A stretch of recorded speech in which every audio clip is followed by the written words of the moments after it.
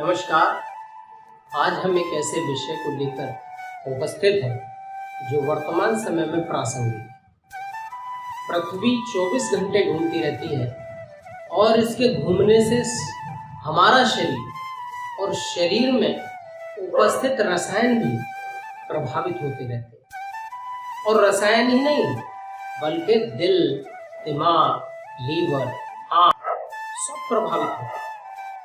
भारतीय ऋषियों ने सभ्यता विकास के प्रारंभ से ही सूर्य, चंद्रमा, ग्रह, नक्षत्र सबको प्रभावित करने वाले महत्व को समझ लिया था, जान लिया था और संपूर्ण दिनचर्या को धार्मिक परंपरा से बांध दिया।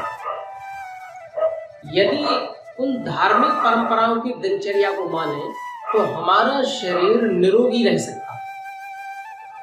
मैं अपने उस विषय पर ही आता हूं कि आपने दीवार घड़ी, कलाई घड़ी, इलेक्ट्रॉनिक घड़ी आदि के नाम सुने होंगे, लेकिन एक घड़ी होती है जैविक घड़ी। जो जैविक घड़ी, यह घड़ी आपके अंदर ही उपस्थित होती है और इस घड़ी को 3 भाग में बांट सकते हैं, जिसको शारीरिक समय चक्र, मानसिक समय चक्र और आत्मिक समय चक्र कहते हैं।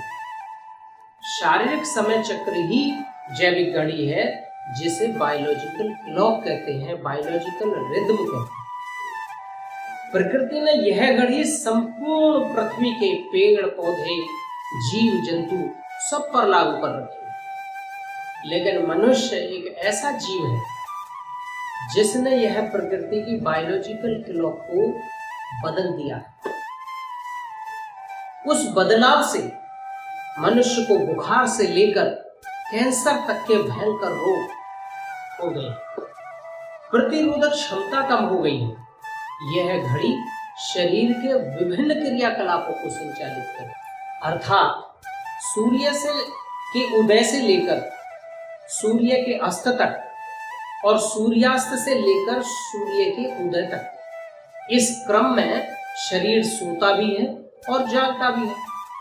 और जब से बिजली का आविष्कार हुआ, उसके बाद तो मानव की संपूर्ण दिनचर्या ही बदली। जैसे पेड़ पौधों में निश्चित समय पर फूल और फल लगते हैं, बसंत के समय पुरानी पत्तियां गिरकर नई कोपलें आ जाती हैं, ये पौधे की जैविक घड़ी है। रात में पुष्प नहीं खिलते, सुबह के समय खिलते हैं, तो पौधों को दिन और रात का भी ज्ञान होता है। इसी प्रकार मानव की भी जैविक घड़ी है। लेकिन इस भागम भाग भरी जिंदगी में इस जैविक घड़ी को खराब कर दिया। वैज्ञानिक कहते हैं कि हमारे शरीर में 60,000 अरब से 1 लाख अरब कोशिकाएं हैं और जिनमें हर सेकंड 1 अरब रासायनिक क्रियाएं होती हैं। और इन सब को नियंत्रण करने के लिए यहाँ मस्तिष्क है और उसमें लगी हुई कुछ ग्रंथियां हैं और ये सब किसको बनाती हैं? ये उस जैविक घड़ी को बनाती हैं, जिससे पूरा शरीर उस दिनचर्या में ढलकर चलता है। यदि ये जैविक घड़ी खराब हो जाती है तो इसी से अवसाद, अनिद्रा, मानसिक रोग, उच्च रक्तचाप, मधुमेह, मोटापा, हृदय रोग, यकृत रोग, किडनी रोग आदि कितने भयंकर रोग हो जाते। अब हम इस घड़ी की रोचकता पर आते हैं कि यह घड़ी 24 घंटे में किस अंग को कैसे प्रभावित करती है। जैविक घड़ी के अनुसार हम रात्रि 2 बजे गहरी नींद में सोते हैं और प्रातः 4:30 बजे शरीर का तापमान न्यूनतम होता है। यदि इस घड़ी की प्रक्रिया को बनाए रखेंगे सुबह से रात्रि तक की, तो हमें कोई रोग नहीं होगा। इसलिए मैं पहले चलता हूं कि सुबह 3 बजे से 5 बजे तक के समय फेफड़े और हृदय, यानी कि अगर कहें तो वह ऊर्जा जो सुबह 3 बजे से 5 बजे के समय में फेफड़ों और हृदय को सक्रिय करती है, क्रियाशील करती है।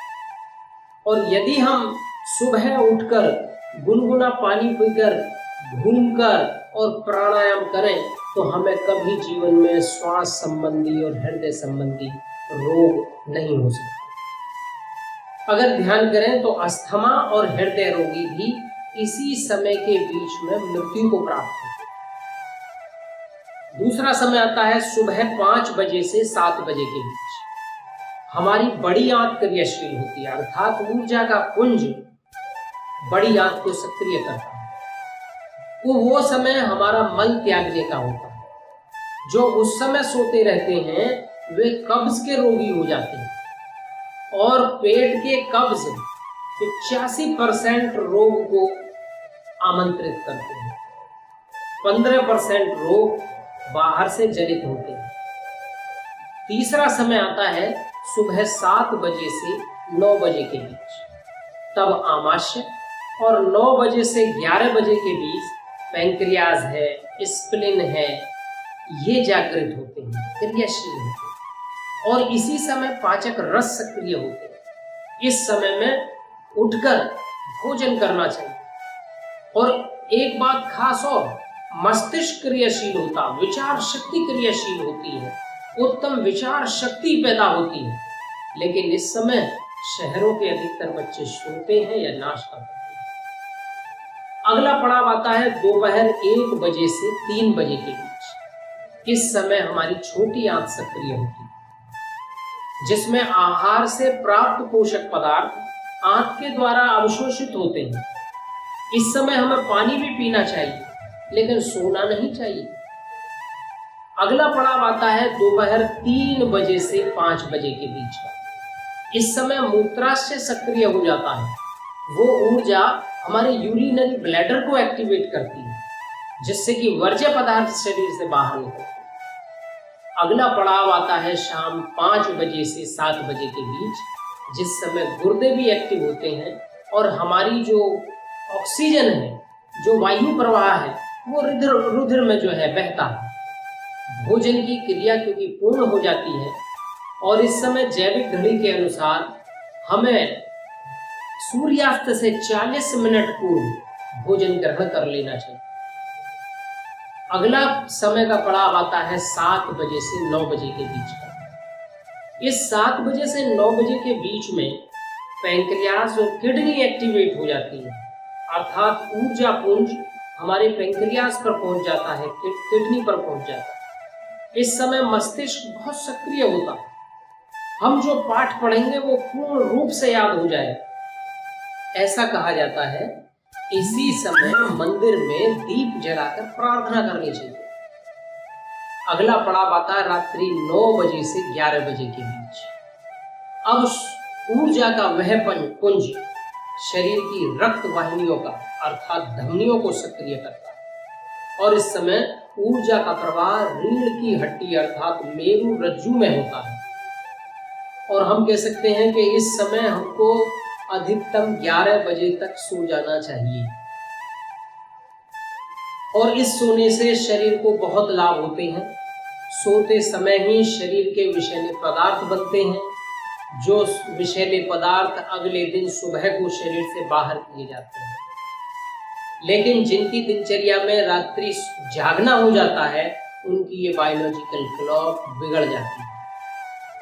रात्रि 11 बजे से 1 बजे के बीच लीवर और गॉल ब्लैडर सक्रिय हो जाता है और इस समय जो लीवर है उसको कलेजा बोलते हैं और सूखती भी बनती है, कलेजे का टुकड़ा होना, वो सबसे ज़्यादा एक्टिव होता है और सबसे ज़्यादा काम करता है। इस समय यदि हम नहीं सोते हैं तो अनिद्रा और सिरदर्द जैसे रोग हो सकते हैं।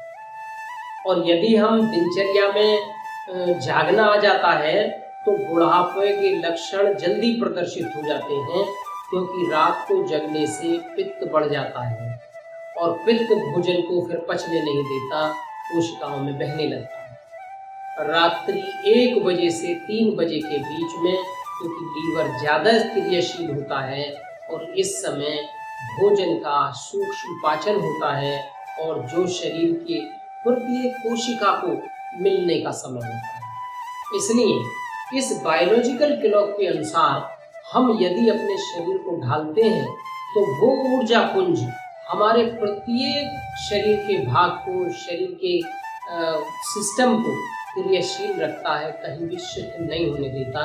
अतः इस बात का ध्यान रखें कि हमारी दिनचर्या सुबह 4 बजे से प्रारंभ हो जानी चाहिए। अगर 4 बजे भी प्रारंभ नहीं होती है तो 5 बजे प्रारंभ हो जानी चाहिए। मैं इतना ही कहूँगा। स्वस्थ रहने के लिए अपनी दिनचर्या को ध्यान में करें और वो बताई गई वैदिक रीतियों से अपने शरीर का उपचार करें, जिससे आपकी आयु भी चिरायु में बदल जाए। धन्यवाद।